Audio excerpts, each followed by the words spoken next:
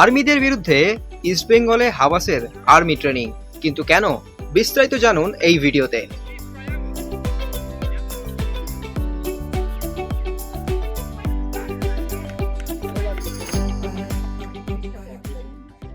দর্শক বন্ধুরা, আগামীকাল সিআইএসএফ প্রোটেক্টার্সের বিরুদ্ধে কিশোর ভারতী ক্রীড়াঙ্গনে অবশ্যই মুখোমুখি হচ্ছে ইস্টবেঙ্গল। তার আগে যে শেষ প্রস্তুতি ম্যাচ ডে -1, সেই প্রস্তুতি আপাতত হয়ে গেল এবং মূলত আজকের পুরো যে অনুশীলন জুড়ে, সেই অনুশীলন জুড়ে কি হলো, অ্যান্টোনিও লোপেস হাবাস তার প্রথম ম্যাচই ধাক্কা খেয়েছেন মোহনবাগানের বিরুদ্ধে এবং বাকি যে ম্যাচগুলি আছে সেই ম্যাচগুলিতে যদি গোল পজিশন বাড়িয়ে নিতে না পারে ইস্টবেঙ্গল, এবং জিততে তো হবে, সেই সঙ্গে গোল পজিশনও কিন্তু বাড়িয়ে নিতে হবে লাল হলুদ ব্রিগেডকে পরবর্তী রাউন্ডে যাওয়ার জন্য। সেক্ষেত্রে অন্ততপক্ষে এই যে অপেক্ষাকৃত যে ছোট দল ডুরান্ড কাপে, সেই ডুরান্ড কাপে কিন্তু তারা একাধিক ডিফেন্ডার রাখবে, যেখানে কিন্তু ইস্টবেঙ্গল যেহেতু মুহুর্মুহুর আক্রমণ করবে, সেক্ষেত্রে 5 ডিফেন্সে গিয়ে তারা চেষ্টা করবে যে ইস্টবেঙ্গলকে আটকানো। সেক্ষেত্রে সেটাই কিন্তু এদিন ইস্টবেঙ্গল অনুশীলনে অ্যান্টোনিও লোপেস হাবাসের মূল লক্ষ্য ছিল, যে একাধিক ডিফেন্ডার থাকলে সেই লো ব্লকটাকে কিভাবে ভাঙবে ইস্টবেঙ্গল। সেক্ষেত্রে যেটা দেখা গেল,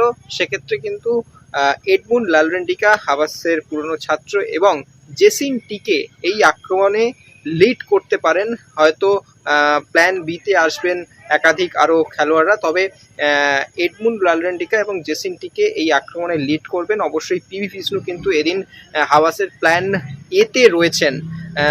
আমরা যে শেষ ডার্বিতে দেখেছিলাম যে প্ল্যান বিতে এসেছিলেন পিভি বিষ্ণু, কিন্তু এক্ষেত্রে প্ল্যান এতে পিভি বিষ্ণুকে রাখতে পারেন অ্যান্টোনিও লোপেস হাবাস। দেখুন কি প্রথম একাদশ হবে, সিচুয়েশন প্র্যাকটিসে কীরকম দল সাজিয়েছেন অ্যান্টোনিও লোপেস হাবাস, সেই বিষয়ে কিন্তু আমরা কোনো রকম কোনো মন্তব্য করব না, কারণ অ্যান্টোনিও লোপেস হাবাস তিনি একটু নিঃশব্দে বা একটু আড়ালে তার দলটাকে রাখেন। সেক্ষেত্রে সিচুয়েশন প্র্যাকটিসে কি দল হবে তার পুঙ্খানুপুঙ্খ অবশ্যই আপডেট আপনাদেরকে সামনে রাখবো না, কারণ টিমের যে বন্ডিং সেটা হয়তো হতে পারে। সেক্ষেত্রে আমরা মনে হয় না যে ফার্স্ট 11 সেটা আপনাদের সামনে পরিষ্কার করে রাখার, যদিও কি হতে পারে সেটার একটা নিদর্শন আপনাদের সামনে রাখছি। সেক্ষেত্রে আমরা শুরুতেই বললাম যে এডমুন্ড লালরেন্ডিকা এবং জেসিন টিকের আক্রমণে লিড করতে পারেন।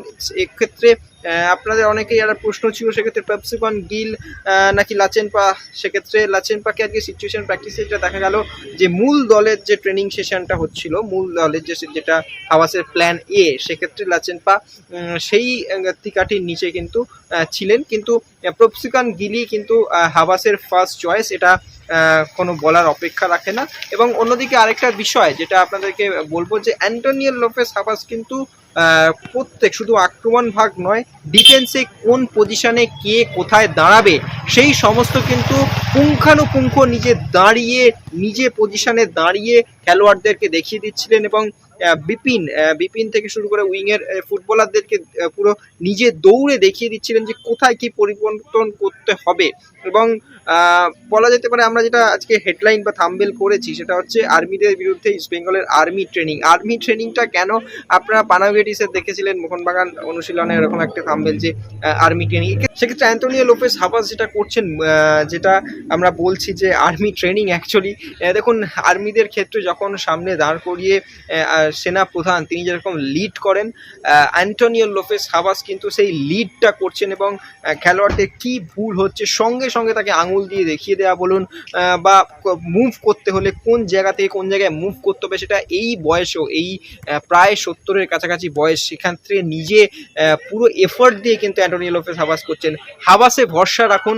হাবাস কিন্তু আপনাদেরকে অবশ্যই ইস্টবেঙ্গল সমর্থকদের কিন্তু, যদিও প্রথম ম্যাচে দেখুন 3 দিনের একটা প্র্যাকটিস সেশন পেয়েছে, সেক্ষেত্রে হাবাসকে ফুল এফার্টটা তিনি দিতে পারেননি, কিন্তু সময় অনেকটা এগিয়েছে।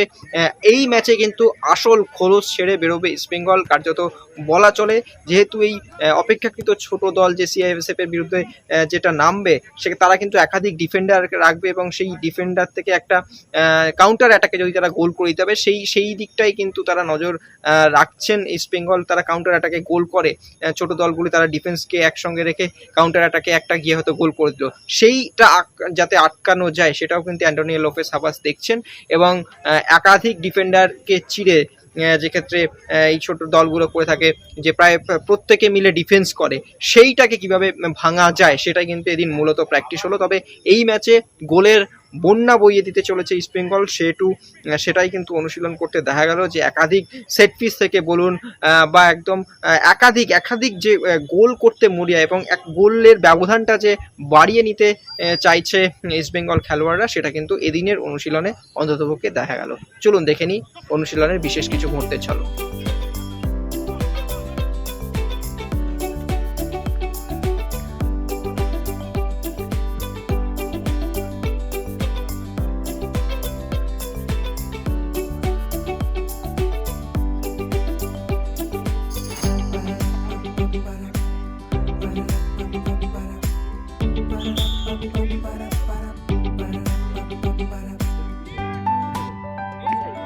extra time.